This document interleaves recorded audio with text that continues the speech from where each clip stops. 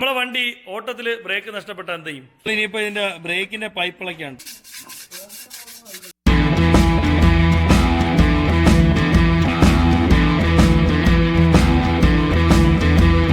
Hi, ഞാൻ സബിൻ സലീം. വാഹനപ്രേമികളുടെ സ്വന്തം ചാനലായ കേരള മെക്കാനിക്കിലേക്ക് അവർക്കും സ്വാഗതം. ഓട്ടത്തിൽ ബ്രേക്ക് നഷ്ടപ്പെട്ട എന്ത് ചെയ്യും? അത് കണക്ക് തന്നെ നമുക്ക് സാധാരണഗതിയിൽ പെഡൽ കുറവാണെങ്കിൽ എന്ത് ചെയ്യും? അപ്പം അങ്ങനെയുള്ള ചെറിയൊരു കാര്യമാണ് നമ്മളിന്ന് ചർച്ച ചെയ്യാൻ പോകുന്നത്. നമ്മളെ ബെന്നിയാണ് ഇന്നിപ്പോൾ നമ്മളെ ഈ ഒരു വർക്ക് ചെയ്യുന്നത്. ബ്രേക്കിന്റെ ഫംഗ്ഷൻ വീലുകളിലേക്ക് അപ്ലൈ ചെയ്യാൻ സഹായിക്കുന്ന ഒരു സംഭവമാണ് വീൽ സിലിണ്ടർ എന്ന് പറയുന്നത്.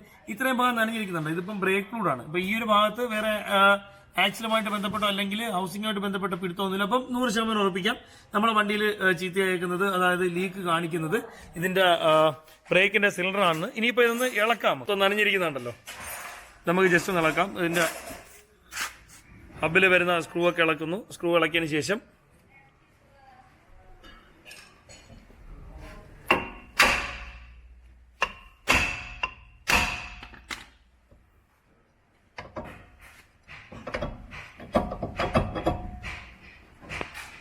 നമ്മളെ വണ്ടിയുടെ ഹബ്ബാണ്. ഹബ്ബിൽ ഇപ്പം മൊത്തവും ബ്രേക്ക് ഓയിലാണ് ഈ പടർന്നിരിക്കുന്നത്. ബ്രേക്ക് ഓയിൽ എന്ന് വെച്ചാൽ ഇത് ഈ വണ്ടിയുടെ വീൽ സിലിണ്ടർ. ഈ വീൽ സിലിണ്ടറിന്റെ കിറ്റുകൾ ലീക്കായിട്ട് ഞാൻ ഇതിപ്പോൾ ഇളക്കുമ്പോൾ കാണിച്ചില്ല കിറ്റ് എങ്ങനെയാണെന്നുള്ളത്.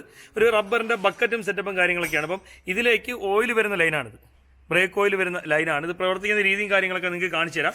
ഇതിപ്പം ഈ ഒരു രണ്ട് ബ്രേക്ക് ഷൂവിനെയും വർക്ക് ചെയ്യിപ്പിക്കുന്ന ഒരു സംവിധാനമാണ് ഈ വീൽ സിലിണ്ടർ എന്ന് പറയുന്നത്. ഇത് മാസിലിൽ നിന്നും വരുന്ന ആ ഒരു ഓയിലിന്റെ പ്രഷറിനെ അടിസ്ഥാനപ്പെടുത്തി വർക്ക് ചെയ്യുന്ന ഒരു സിസ്റ്റമാണ് ഈ ഒരു വീൽ സിലിണ്ടറിന്. നമുക്കിനി വീൽ സിലിണ്ടർ ജസ്റ്റ് ഒന്ന് ഇളക്കാം. അപ്പോൾ നമ്മൾ ചെറുതായിട്ടൊന്ന് ഹാൻഡ് ബ്രേക്ക് പിടിച്ചു നോക്കുമ്പോഴത്തേക്ക് നമുക്ക് ഈ കാണുന്ന ഒരു ഷൂവും കാര്യങ്ങളൊന്നും ബ്രേക്ക് ഷൂവും കാര്യങ്ങളൊന്നും ഇളക്കിയെടുക്കേണ്ട ആവശ്യമില്ല.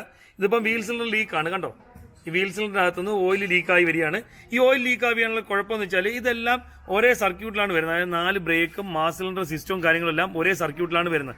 ഒരേ സർക്യൂട്ടിൽ വരുന്നത് കൊണ്ട് തന്നെ വരുന്നൊരു വിഷയം എന്ന് വെച്ചാൽ ഏതെങ്കിലും ഒരു ഭാഗത്ത് വരുന്ന ചെറിയൊരു ലീക്ക് അത് മൊത്തത്തിൽ എല്ലാ രീതിയിലും ബ്രേക്കിനെ ബാധിക്കും. പിന്നെ ഈ oil system, oil brake system അല്ലെങ്കിൽ ഹൈഡ്രോളിക് ബ്രേക്ക് സിസ്റ്റത്തിന്റെ ഒരു പ്രധാനപ്പെട്ട ഗുണമെന്ന് പറയുന്നത് ഇത് നമ്മൾ ഏതെങ്കിലും രീതിയിൽ ബ്രേക്ക് ഫെയിലർ എന്ന് തോന്നിയാണെങ്കിൽ 2-3 പ്രാവശ്യം ഒന്ന് വിട്ട് ചവിട്ടിയാണെങ്കിൽ പെട്ടെന്ന് തന്നെ 2-3 പ്രാവശ്യം ഒന്ന് വിട്ട് ചവിട്ടിയാണെങ്കിൽ പെട്ടെന്ന് തന്നെ നമുക്ക് ഈ ബ്രേക്ക് അപ്ലൈ ചെയ്ത് കിട്ടും. വണ്ടി നിർത്താനുള്ള ഒരു ഫോഴ്സ് എങ്ങനെയായാലും നമുക്ക് കിട്ടും. ഇതിന്റെ പിറകു ഭാഗത്തായിട്ടാണ് ഇതിന്റെ ബ്രേക്കിന്റെ പൈപ്പും കാര്യങ്ങളൊക്കെ വരുന്നത്. 2 ബോൾട്ടും വരും, 10-ന്റെ 2 ബോൾട്ടും വരും. നമുക്കിനി അതൊക്കെ ഇളക്കാം. നമ്മളിനിയിപ്പോൾ ഇതിന്റെ ബ്രേക്കിന്റെ പൈപ്പിളക്കാണ് കേട്ടോ. ബ്രേക്കിന്റെ പൈപ്പിളക്കി വിട്ടിട്ട് ഈ ഒരു ബ്രേക്ക് സിലിണ്ടറിന്റെ 2 ബോൾട്ടും കൂടെ ഇളകുമ്പോഴത്തേക്ക് ഇളവ് വരും. സംഭവം ഇത്തിരി നിസ്സാരമാണ്. ഇത് നോക്കിയും കണ്ടു ചെയ്യേണ്ട വർക്ക് അത്ര മാത്രമേ ഉള്ളൂ.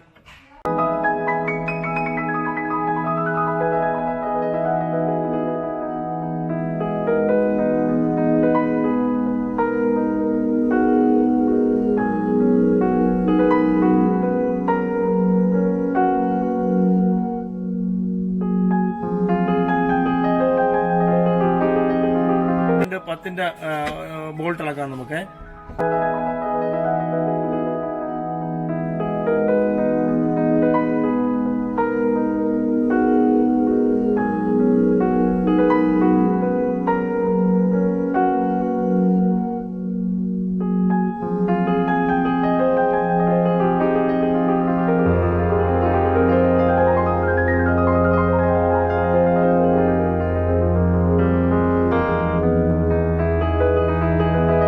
ഡിസ്ക് ബ്രേക്കിന് വരുന്ന കാലിപ്പറിന്റെ കിറ്റൊക്കെ വേറെ രീതിയിലായിരിക്കും. സാധാരണഗതിയിൽ ഹബ്ബ്, അതായത് ബാക്കിൽ ഡ്രം സിസ്റ്റം, ബ്രേക്കിൽ ഡ്രം സിസ്റ്റം വരുന്നത് ഈ ഒരു ടൈപ്പ് വീൽ സിലിണ്ടർ ആയിരിക്കും. ഡ്രൈവും കാര്യങ്ങൾ അല്ലെങ്കിൽ ബ്രേക്കിന് ഉള്ള പവറും അല്ലെങ്കിൽ ബ്രേക്കിനുള്ള ഡ്രൈവും കാര്യങ്ങളൊക്കെ കൊടുക്കുന്നത്. ഇനി നമുക്ക് ചെയ്യാനുള്ള വെച്ചാൽ ഇത് ക്ലീൻ ചെയ്യണം. ഈ ഹബ്ബും അത് കണക്ക് ബ്രേക്കിന്റെ ആ ഒരു ഷൂവും കാര്യങ്ങളെല്ലാം നമുക്ക് ക്ലീൻ ചെയ്യണം. അത് ക്ലീൻ ചെയ്ത് വെച്ചാൽ നമ്മൾ തുടച്ചു വൃത്തിയാക്കിയല്ല വെള്ളത്തിൽ കഴുകണം. ഇതിന്റെ പ്രത്യേകത വെച്ചാൽ വെള്ളം പറ്റുന്നതോടുകൂടി ആ ഓയിലിന്റെ മയമൊക്കെ പൂർണ്ണമായിട്ട് ഇല്ലാതായിട്ട് ഡ്രൈ ആവും. പിന്നെ എയർ അടിച്ച് നമ്മൾ ക്ലീൻ ചെയ്യാണ് ചെയ്തത്.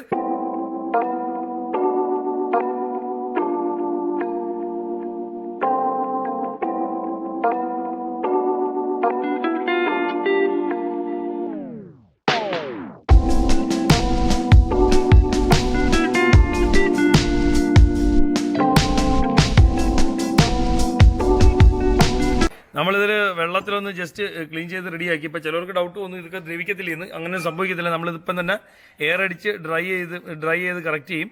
ഇനിയിപ്പം എയർ അടിച്ച് ഡ്രൈ ചെയ്തിട്ട് നമുക്ക് പുതിയ സാധനം ഇതിൽ ഫിറ്റ് ചെയ്യാം. ഇനി നമുക്ക് അതൊന്ന് എയർ അടിച്ച് ഡ്രൈ ചെയ്യാം. അപ്പം എയറൊക്കെ തുറന്ന് വെച്ചേക്കാണ്. ഇനി എയർ അടിച്ച് നമുക്കൊന്ന് ഡ്രൈ ചെയ്യാം.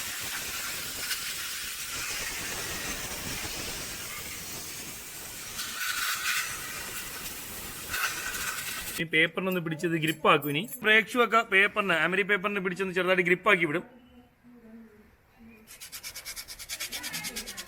പേപ്പർ ഇട്ട് ഗ്രിപ്പാക്കുന്ന വെച്ചാൽ നമ്മളിതിന്റെ ആ ഒരു പ്രതലമൊക്കെ ഈ ഒരു പ്രതലം ഉണ്ടല്ലോ, ബ്രേക്ക് ഷൂന്റെ ഈ ഒരു പ്രതലവും കാര്യങ്ങളൊക്കെ നല്ല രീതിയിൽ പോളിഷ് ചെയ്ത് കണക്ക് ഇരിക്കും. അതായത് ഓയിലും കാര്യങ്ങളൊക്കെ പറ്റിയിട്ട് ബ്രേക്കൊക്കെ ചവിട്ടി വരുമ്പോഴത്തേക്ക് ഇത് പോളിഷ് ചെയ്ത് കണക്ക് നമ്മൾ ഈ ഒരു അവസ്ഥയിൽ ഇത് വിടുകയാണെങ്കിൽ ഒരു കാരണവശാലും നല്ല രീതിയിൽ നമുക്ക് ബ്രേക്ക് കിട്ടാനുള്ള സാധ്യത കുറയും. ഇനി ഹബ്ബ് നമ്മൾ ഇത് കണക്ക് നല്ല രീതിയിലൊന്ന് തേച്ച് വിടും. ഇത് കണക്ക് നല്ല രീതിയിൽ തേച്ച് വൃത്തിയാക്കി വിടും.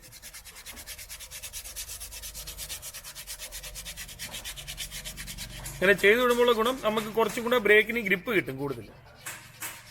എപ്പോഴായാലും ബ്രേക്ക് ഷൂവോ അല്ലെങ്കിൽ ഇപ്പം 4 വീൽ ബ്രേക്കിനൊക്കെ വേണ്ടി അല്ലെങ്കിൽ ബ്രേക്ക് ക്ലീൻ ചെയ്യാനൊക്കെ ഇളക്കാൻ നേരത്ത് എമരി പേപ്പറിന് ഇത് കണക്ക് ജസ്റ്റ് ഒന്ന് തേച്ച് വിടുന്നത് നല്ലതായിരിക്കും. കാര്യം ഗ്രിപ്പ് കുറച്ചും കൂടി നമുക്ക് ഈ ഒരു ബ്രേക്കിന് ലഭിക്കും.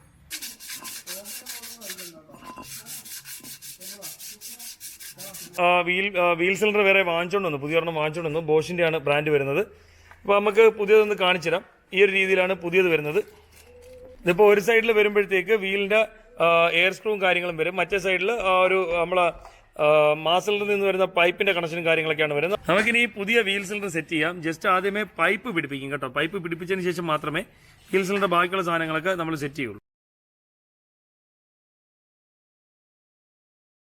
നമ്മൾ ഈ മെറ്റൽ പൈപ്പ് ഇതിൽ പിടിപ്പിച്ചേക്കുക ത്രെഡ് റോങ് ആയിട്ട് പിടിക്കുകയാണെങ്കിൽ നമ്മളിപ്പോൾ വാങ്ങിച്ച സാധനം പെട്ടെന്ന് ചീത്തയായി പോകും. അത് പ്രത്യേകം ശ്രദ്ധിക്കേണ്ട ഒരു കാര്യമാണ്. നമ്മളിപ്പം പുതിയ സെറ്റ് വെച്ച് ഫിറ്റ് ചെയ്തു. ഇനിയിപ്പം അത് ഇത്തിരി ചെറുതായിട്ട് മുറുക്കിയിട്ട് നമ്മൾ ബാക്കിയുള്ള അതിന്റെ 2 ബോൾട്ടും എടുത്ത് വെച്ച് മുറുക്കാൻ പോവുകയാണ്. ബോൾട്ടൊക്കെ വെച്ച് മുറുക്കിക്കൊണ്ടിരിക്കുകയാണ്. അത് വലിച്ചു മുറിക്കാൻ ശേഷം വെറും 10ന് 2 കുഞ്ഞു ബോൾട്ടാണ് ഇതിൽ വരുന്നത്. അത് രണ്ടും വെച്ച് മുറിക്കിയതിന് ശേഷം നമ്മൾ എയർ എടുക്കും. എയർ എടുക്കുക എന്ന് പറഞ്ഞാൽ നമ്മൾ ഈ ഒരു സിസ്റ്റത്തിൽ ഇപ്പോൾ നമ്മൾ ഓയിൽ പോയല്ലോ, അപ്പം ഇതിന്റെ അകത്ത് എയറിന്റെ ഒരു കണ്ടന്റ് കാണും. അത് എയറിന്റെ കണ്ടന്റ് നിൽക്കുകയാണെങ്കിൽ ശരിക്കും ആ ഒരു ഓയിലിന്റെ പ്രഷറും കാര്യങ്ങളൊന്നും എല്ലാ സിലിണ്ടറിലും വർക്ക് ആവാതെയൊക്കെ വരും. അങ്ങനെ വരുമ്പോഴത്തേക്ക് നല്ല രീതിയിൽ നമ്മൾ കൊടുക്കുന്ന നമ്മൾ ചവിട്ടുന്ന രീതിയിലുള്ള പ്രഷറും കാര്യങ്ങളൊന്നും നമുക്ക് വീലുകളിൽ ബ്രേക്ക് അപ്ലൈ ആയിട്ട് കിട്ടത്തില്ല. നമ്മൾ ഷജിന വണ്ടിനകത്ത് ഏറ്റിരിക്കുകയാണ്. ഇപ്പോൾ എയർ എടുക്കാൻ പോവാണ്, ഹബ് ഇട്ടിട്ട് എയർ എടുക്കാൻ പോവാണ്. ഇനിയിപ്പോൾ നമ്മൾ ബ്രേക്ക് ഫ്ലൂയിഡ് മാസ് സിലിണ്ടർ നിറയ്ക്കാൻ വേണം. ഈ ഒരു വീൽ സിലിണ്ടർ ഊരുമ്പോഴത്തേക്ക് നഷ്ടപ്പെടുന്ന ഫ്ലൂയിഡ് നമ്മൾ ഈ മാസ് സിലിണ്ടർ നിറയ്ക്കും. നിറച്ചിട്ട് പമ്പ് ചെയ്യുന്നതിനനുസരിച്ച് നമുക്ക് അവിടെ എയർ എടുക്കേണ്ട ആവശ്യമുണ്ട്. ഇതിപ്പം .4 അതായത് വെള്ള കളർ .4 ആണ്. നമ്മൾ പച്ചവെള്ളത്തിന്റെ ഒരു രീതിയായിരിക്കും. .4 ആണ് നമ്മൾ ഒഴിക്കുന്ന ഓയിൽ, ബ്രേക്ക് ഓയിൽ. നമുക്കിനി ഈ ഹബ്ബൊക്കെ ഒന്നിടാം. ഹബ്ബ് ഇട്ടിട്ട് വേണം ബാക്കി എയറും കാര്യങ്ങളൊക്കെ എടുക്കാൻ. ഹബ്ബ് എടുത്തിട്ട് പോനെ. ബ്രേക്കിന് അഡ്ജസ്റ്റ്മെന്റ് ഒന്നും ചെയ്യേണ്ട ആവശ്യമില്ല. കാര്യം വെച്ചാൽ കൃത്യമായിട്ട് അഡ്ജസ്റ്റ്മെന്റിലായിരിക്കും. ഹബ്ബിട്ട് നമുക്കിനി വണ്ടി സ്റ്റാർട്ട് ചെയ്യാം. സ്റ്റാർട്ട് ചെയ്തടാ, ന്യൂട്രാക്കിയേക്കണല്ലയാ. പമ്പേ ചവിട്ടിപ്പിടേ. ഓക്കെ, പമ്പേ ചവിട്ടിപ്പിടേ. പമ്പേ ചവിട്ടിപ്പിടേ. പമ്പേ ചവിട്ടിപ്പിടേ. എടുത്തോ. ഓക്കെ, ഇനി നമുക്ക് വീലിടാം. വേറെ കാര്യങ്ങളൊക്കെ കഴിഞ്ഞു. ഇനിയിപ്പം ബ്രേക്കിന്റെ പ്രത്യേകിച്ച് കാര്യങ്ങളൊന്നുമില്ല. പെടലായി. ഓക്കെ, ഇനിയിപ്പം വേറെ കാര്യങ്ങളൊന്നുമില്ല. ഈ ഒരു ഭാഗത്തെ വർക്ക് കഴിഞ്ഞു. ഇനി ബാക്കിയുള്ള 3 ഭാഗവും നമ്മൾ ഇളക്കിയിട്ട് ബ്രേക്കൊക്കെ ജസ്റ്റ് ഒന്ന് ചെക്ക് ചെയ്ത് തിരിച്ച് ഫിറ്റ് ചെയ്യും. ഇനിയിപ്പോൾ ടയർ ഇട്ട് വണ്ടി ഇറക്കും. ഈ സിലിണ്ടറിന്റെ ഉള്ളിലുള്ള കാര്യങ്ങളൊക്കെ ഒന്ന് നോക്കാം. ഒരു സിലിണ്ടർ ഇടുവനെ ഇളക്കിക്കോ. അതിൻ്റെ ബൂട്ട് ഇളക്കിയാണ്. നല്ല രീതിയിൽ അത് വെള്ളമായിട്ടുണ്ട് കേട്ടോ. വെള്ളം കയറേണ്ട അകത്ത് ഇങ്ങനെ. അപ്പുറ സൈഡ് കൊണ്ട് ഇളക്കിക്കോ. കൈ നോക്കി ഇളക്കണേ.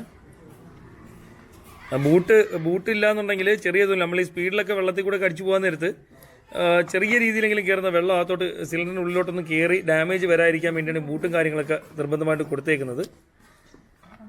ഇതിലൊരു ഹോള്, ആ ഒരു ഹോൾ എന്ന് പറഞ്ഞാൽ നല്ല ഇതിപ്പോൾ ഈ സിലിണ്ടർ ഉണ്ടാക്കിയേക്കുന്നത് വെച്ചാൽ അലൂമിനിയം കേസാണ്. അപ്പം ഇത് സിലിണ്ടർ പേര് കണക്ക് തന്നെ ഒരു സിലിണ്ടർ രൂപമാണ് ഈ ഒരു വീൽ സിലിണ്ടർ വരുന്നത്. ഇതിൽ എയർ എടുക്കുന്ന ഒരു ഹോളും അത് കണക്ക് തന്നെ ഇതിന്റെ മാസിലിണ്ടറിൽ നിന്നും വരുന്ന ആ ഒരു ലൈൻ, അതായത് ഓയിൽ വരുന്ന ഒരു ഹോളും. ഇത്രയേ ഉള്ളൂ. ഇതിൽ വേറെ വരുന്ന വെച്ചാൽ ബക്കറ്റുകളാണ്. അതായത് ഇതാണ് റബ്ബറിന്റെ ഒരു പീസാണിത്. ഈ കാണുന്നുണ്ടല്ലോ, ഇത് റബ്ബറിന്റെ ഒരു ഭാഗമാണ്. റബ്ബറിന്റെ ബക്കറ്റ് എന്നാണ് ഇതിന് പറയുന്നത്. അപ്പം സിലിണ്ടർ ബക്കറ്റ് എന്നൊക്കെയാണ് ഇതിന് പറയുന്നത്. ഇതിന്റെ ഉള്ളിൽ നല്ല രീതിയിൽ ജാമായിട്ട് കിടക്കും. ഈ ഒരു രീതിയിലാണ് സിലിണ്ടറിന്റെ ഉള്ളിൽ കിടക്കുന്നത്. അതായത് ഇതിൽ ഒരു ബക്കറ്റ് ഉണ്ടായിരിക്കും. ഇതിപ്പം വൃത്തിയായി കാണിച്ചു തരാം. ഇതിൻ്റെ ഉള്ളിൽ ഒരു ബക്കറ്റ് ഉണ്ടായിരിക്കും, കണ്ടോ, ഇതിൻ്റെ ഉള്ളിലൊരു ബക്കറ്റ് ഉണ്ടായിരിക്കും. അത് കണക്ക് തന്നെ അടുത്ത ഒരു സിലിണ്ടറിൻ്റെ ഒരു ഭാഗത്തിലും ബക്കറ്റ് ഉണ്ടായിരിക്കും. ഞാൻ നേരത്തെ കാണിച്ച ഈ ഒരു ഹോളിൽ കൂടെ നമ്മൾ ബ്രേക്ക് ചവിട്ടുമ്പോൾ പ്രഷറിൽ ഓയിൽ വരികയും ഇതിൻ്റെ ഉള്ളിൽ ആ പ്രഷർ അനുഭവപ്പെടുകയും ചെയ്യും. അപ്പം ഇത് രണ്ടും രണ്ട് സൈഡിലേക്ക് വികസിക്കും. അതായത് ഈ രീതിയിൽ ഫംഗ്ഷൻ ഒന്ന് കാണിച്ചു അങ്ങനെ ഈ രീതിയിൽ ഫംഗ്ഷനാവും. ഇത് നടക്കുന്ന ഈ സിലിണ്ടറിൻ്റെ ഉള്ളിലാണ്. നമ്മൾ ഇത് കണക്ക് ഉപയോഗിച്ച് കഴിയുമ്പോഴത്തേക്ക് ഈ കാണുന്ന, അതായത് ഇതിൻ്റെ കിറ്റുകളൊക്കെ, ഈ പറഞ്ഞ ബക്കറ്റും കാര്യങ്ങളൊക്കെ തേയ്മാനം ഉണ്ടാകും. അതല്ലാന്നുണ്ടെങ്കിൽ നമ്മൾ ഈ ഒരു വീൽ സിലിണ്ടർ ബോഡിയിൽ ഏതെങ്കിലും രീതിയിൽ തേയ്മാനം ഉണ്ടാവും, ഉള്ളിൽ തേയ്മാനം ഉണ്ടാവും. അതിൻ്റെ ഭാഗമായിട്ടാണ് ഓയിൽ പുറത്തോട്ട് വരുന്നതും ഡാമേജ് കാണിക്കുന്നതും. പണ്ട് കാലങ്ങളിൽ ഇത് കാസ്റ്റ് അയൺ കണക്കുള്ള മെറ്റീരിയലായിരുന്നു ഉപയോഗിച്ചിരുന്നത്. അതുകൊണ്ട് തന്നെ നമുക്ക് ഈ കിറ്റ് മാത്രമായിട്ട്, ഈ പറഞ്ഞ കണക്ക് കിറ്റ് മാത്രമായിട്ട് ഉപയോഗിച്ച് വളരെ തുച്ഛമായ വിലയ്ക്ക് മാറ്റാൻ പറ്റുമായിരുന്നു. ഇപ്പം വരുന്നത് ഇത് കണക്കുള്ള സിലിണ്ടറുകളാണ്. പിന്നെ ഇതിൻ്റെ ഒരു മെയിൻ ഗുണമെന്ന് വെച്ചാൽ വളരെ പെട്ടെന്ന് കേടാവത്തില്ല. കാലക്രമേണ ഉപയോഗത്തിൻ്റെ പഴക്കം അനുസരിച്ച് കേടാവുള്ളൂ. ഈ ഒരു മെറ്റീരിയൽ ആകുമ്പോഴത്തേക്ക് വളരെ പെട്ടെന്ന് തേയ്മാനവും കാര്യങ്ങളും സംഭവിക്കത്തില്ല. പക്ഷേ തേയ്മാനം സംഭവിക്കുകയാണെങ്കിൽ നമുക്ക് ഈ സെറ്റോടെ ഇത് മാറുക എന്നുള്ളൊരു ഓപ്ഷൻ മാത്രമേ ഉള്ളൂ. വലിയ രീതിയിലുള്ള കാര്യങ്ങളും ഒന്നുമില്ല, വളരെ ചെറിയ രീതിയിലുള്ള മെക്കാനിസവും കാര്യങ്ങളേ ഉള്ളൂ. നിങ്ങളുടെ വണ്ടിയിൽ ഇത് കണക്ക് വീലിൻ്റെ ടയറിൻ്റെ ഭാഗങ്ങളിൽ ഏതെങ്കിലും രീതിയിൽ ഓയിലിൻ്റെ നനവോ കാര്യങ്ങളോ നിങ്ങൾ ശ്രദ്ധയിൽപ്പെടുകയാണെങ്കിൽ തീർച്ചയായിട്ടും അത് എത്രയും പെട്ടെന്ന് ഒരു വർക്ക്ഷോപ്പിലോ സർവീസ് സെൻ്ററിലോ കൊണ്ടുപോയിട്ട് നല്ല രീതിയിൽ അത് വൃത്തിയായി കൊണ്ടുനടക്കാൻ ശ്രമിക്കുക. ഇത് ആ രീതിയിൽ തന്നെ ഓടിക്കൊണ്ടിരിക്കുകയാണെങ്കിൽ വളരെ ചെറിയ രീതിയിലാണെങ്കിലും വലിയ രീതിയിലാണെങ്കിലും നമ്മുടെ വണ്ടിയിൽ നിന്ന് ബ്രേക്ക് ഓയിലും മറ്റും നഷ്ടപ്പെട്ടിട്ട് ബ്രേക്കിൻ്റെ എഫിഷ്യൻസി തീർച്ചയായിട്ടും നഷ്ടപ്പെടും. ഒരു സിലിണ്ടറിൽ മാത്രമാണ് ലീക്ക് എന്ന് കരുതി നമ്മൾ കൊണ്ടുനടക്കുകയാണെങ്കിൽ 4 വീലിൻ്റെയും ആ ഒരു ബ്രേക്ക് കിട്ടാനുള്ള ഒരു കപ്പാസിറ്റിയും കാര്യങ്ങളൊക്കെ നഷ്ടപ്പെട്ടിട്ട് ബ്രേക്ക് ഫെയിലറും അതുവഴി അപകടങ്ങൾ ഉണ്ടാവാനുള്ള സാധ്യതയുണ്ട്. ഇന്നത്തെ ഈ ഒരു വീഡിയോ നിങ്ങൾക്ക് ഇഷ്ടപ്പെട്ടെന്ന് വിശ്വസിക്കുന്നു. നിങ്ങൾക്ക് പ്രയോജനപ്പെടുന്ന മറ്റൊരു വീഡിയോ ആയിട്ട് വരുന്നവരെ ബൈ.